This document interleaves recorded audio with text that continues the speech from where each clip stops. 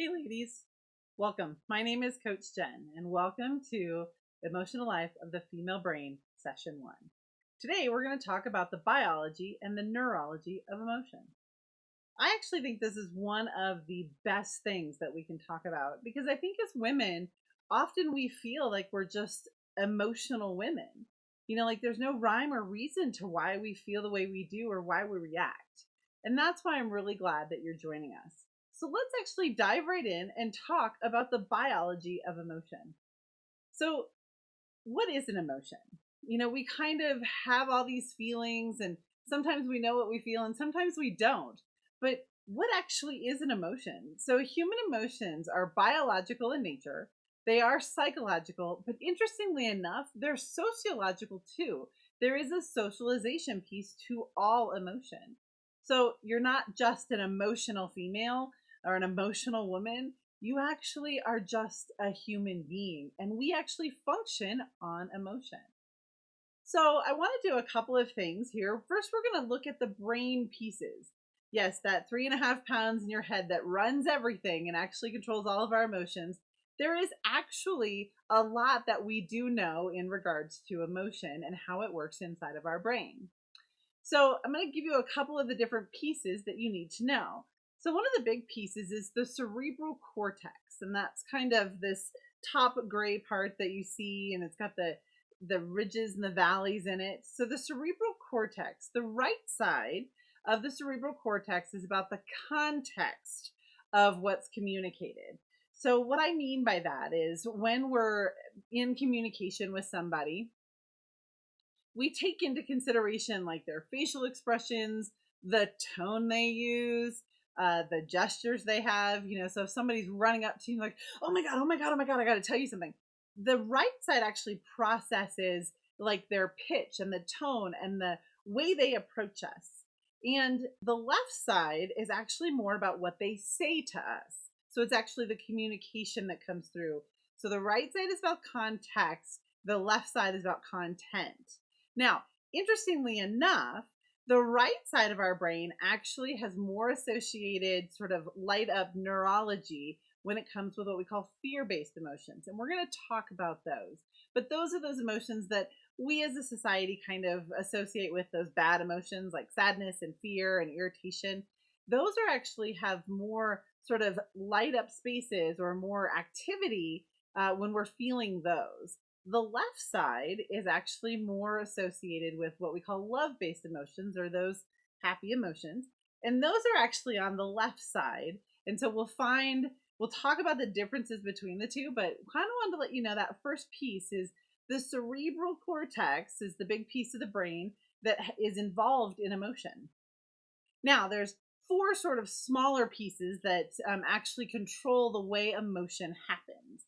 One of them is the amygdala, and amygdala is where we process emotional content. It's also, you've probably heard of the amygdala, it's where the fight or flight process actually comes from, but it's kind of the sort of center of emotion. But what it does is it processes the emotional content. Now, the hippocampus sits right sort of next to it. It processes sort of the context, like I just talked about the left and right brain, but it processes the objective conditions in and around when you feel an emotion. So, like, what time is it? Where are you? Are you hot? Are you cold? Are you hungry? It's kind of like hippocampus is where we probably get the word hangry from.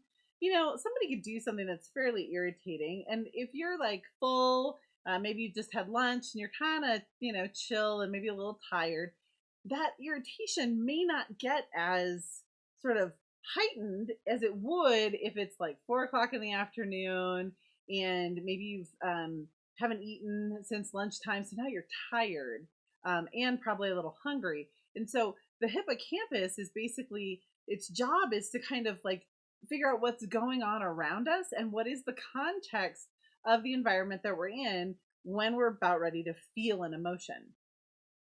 The thalamus is that third piece, but it's actually the first piece. The thalamus is the relay station in our brain that notifies the brain of incoming information. So let's say that coworker that you don't like is walking towards you and you happen to glance over and you're like, oh, the thalamus is the piece that kind of gets all that information that comes in and basically sort of preps the brain for the way you're going to feel. And then the hypothalamus is at the end of that. And once we've gone through the emotion, which we're going to talk about in just a second, the thalamus basically initiates the physical reaction of an emotion.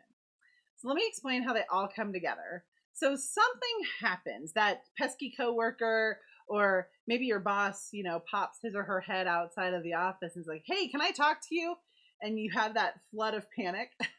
So an event occurs, and what happens is all that information is sent straight to the thalamus. And the thalamus is like, okay, and it kind of works through what it needs to work through, and then it sends the information to the amygdala. And the amygdala then processes the content of the emotion, checks in with the hypothalamus. The hypothalamus is like, okay, yeah, I'm like, fine. I'm not cold. I'm not hot. I'm not hungry. And then it kind of puts together the way that we're going to feel an emotion.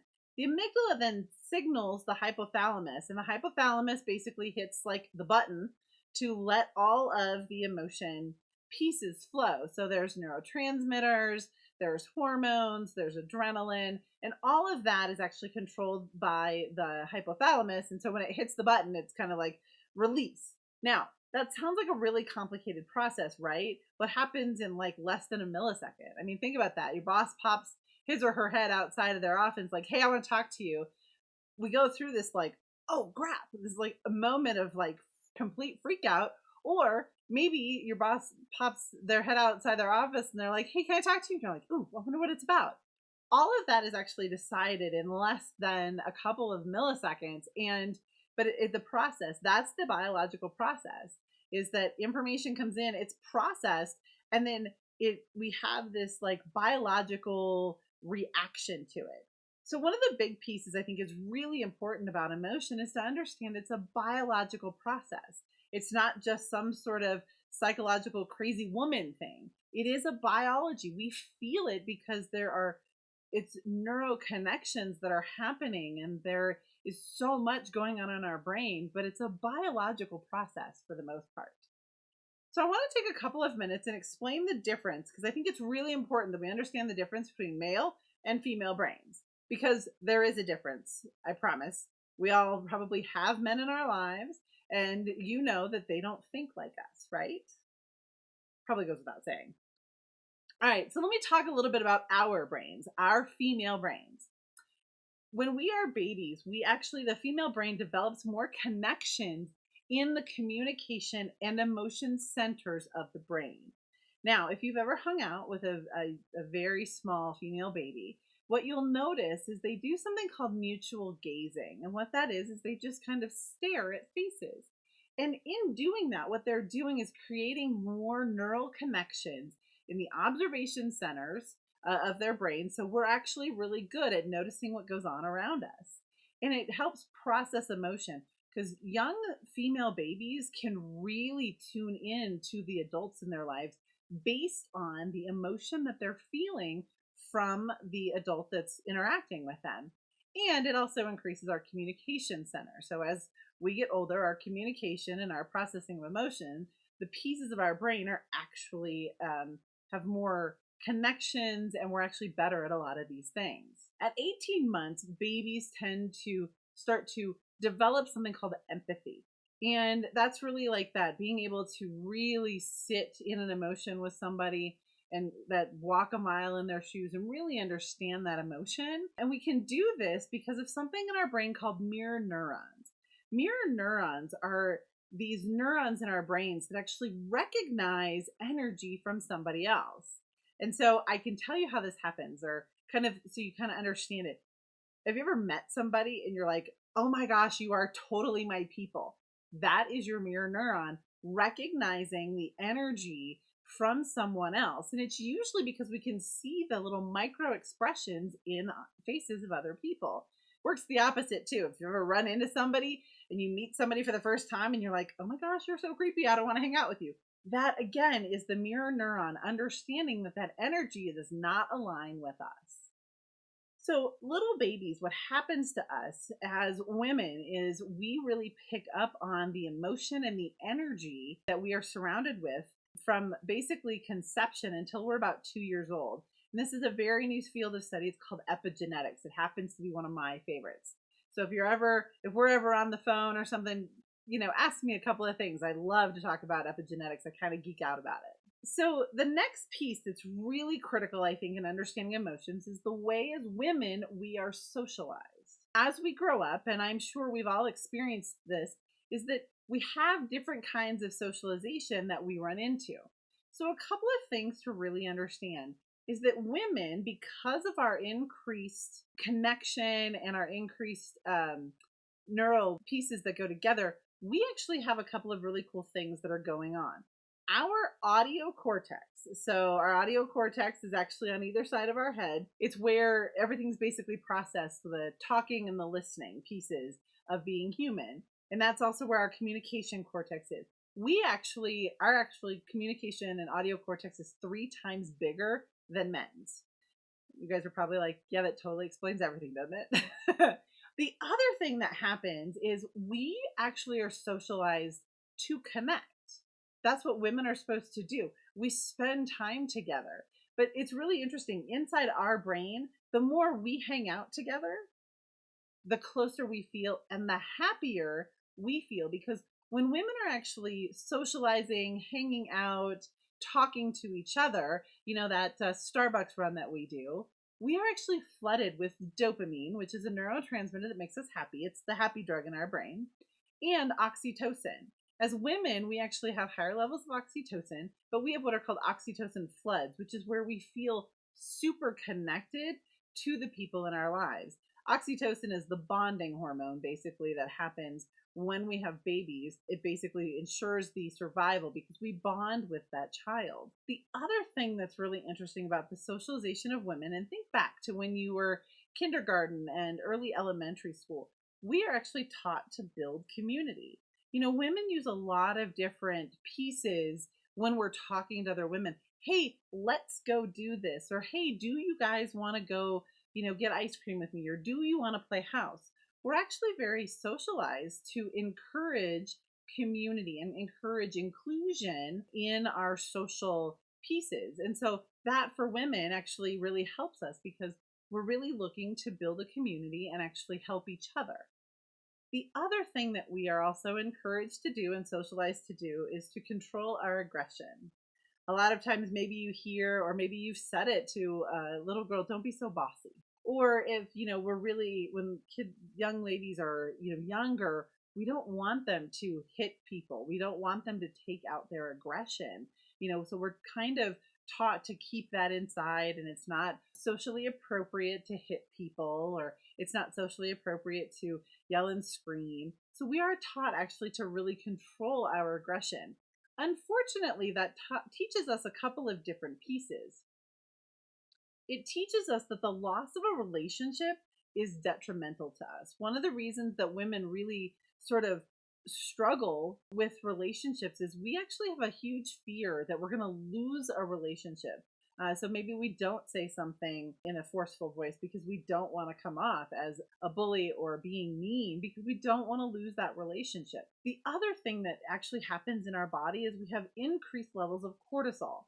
And cortisol is that stress hormone that causes us to not feel very good. And it's released inside of our body when we're having a lunch, when we're having like a fear-based emotion.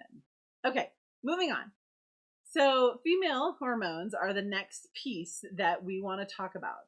So estrogen is basically that woman hormone. And it's really funny. We all know we cycle every 28 to 30 days, right? Well, there's actually this weird sort of process that goes with that. Estrogen, so at the beginning of our period, like right about the day we're starting our period, our body actually floods estrogen. So it's kind of like this bell curve. It comes up, and as estrogen's flooding into our system, it makes us feel actually fabulous. It actually sort of creates neurocircuits. We feel good. We have increased social interest. We really want to hang out with people because we actually feel pretty good those first 14 to 15 days of our cycle. After about day 14, and that's about the time we ovulate, The estrogen actually sort of drops off, and it drops off fairly fast. But the progesterone, which is that second female hormone, kicks itself in. And interestingly enough, progesterone actually sort of decreases or undoes those really awesome brain circuits that we've built. And so basically, what'll happen is, we have like a couple of weeks where we feel fantastic. And then we have this 2 days later, we're like, oh, my jeans don't fit. I'm having a terrible hair day and all this other kind of stuff. That's actually the decrease of estrogen and the increase of progesterone in our body. It really does mess with the way we think and the way we feel. Oxytocin is the last one. We generally tend to have a pretty even set or even sort of baseline of oxytocin in our body. We're women. When we reach out, we get increased levels of oxytocin. But the last 3 days before we start our period, it's interesting because the estrogen has dropped off, the progesterone has dropped off, but so does the oxytocin. So those couple of days before we're on our period really is that time of the month that people give us a hard time for, because basically all the hormones in our body are sort of depleted in preparation for our period and what's going on in our body. And so we kind of get snappy and mean because our oxytocin, which is that bonding hormone that makes us feel good about, connecting with other people, is at its lowest level. And so if you have a teenage girl or you interact with teenage girls, you get this in spades because teenage girls are going through this like every single month, but they don't have a lot of control. And the floods of the hormones are really intense for teenagers. All right, so we talked about female brains. Let's talk about those men in our lives. So men actually have a lot of testosterone in their brains. And what happens is the impact of testosterone in their brain actually creates and helps build visual circuits. For us, it was connection and communication. Well, for men, it's visual. And that's why, a lot of times we're like, oh, men are visual. They actually are, because the testosterone impacts their brain in a very different way. So little babies, if you've ever watched the little baby boy, I actually got to spend one recently. They are constantly like looking around because every movement for them is like, oh, squirrel, squirrel, squirrel. They have a man in your life that rings true for. But they're not interested in looking at our faces as little ones, because they're really more interested in the movement, because their visual circuits are actually growing and building. And so they kind of ignore the facial expressions and they're not really interested in what's going on. What they're interested in is bright, shiny, moving things. So that's really what's going on. It's building their visual circuits. So the interesting thing that happens in male brains is, remember I told you that women, we have an audio cortex 3 times bigger than men. Well, men have a visual cortex 3 times bigger than ours.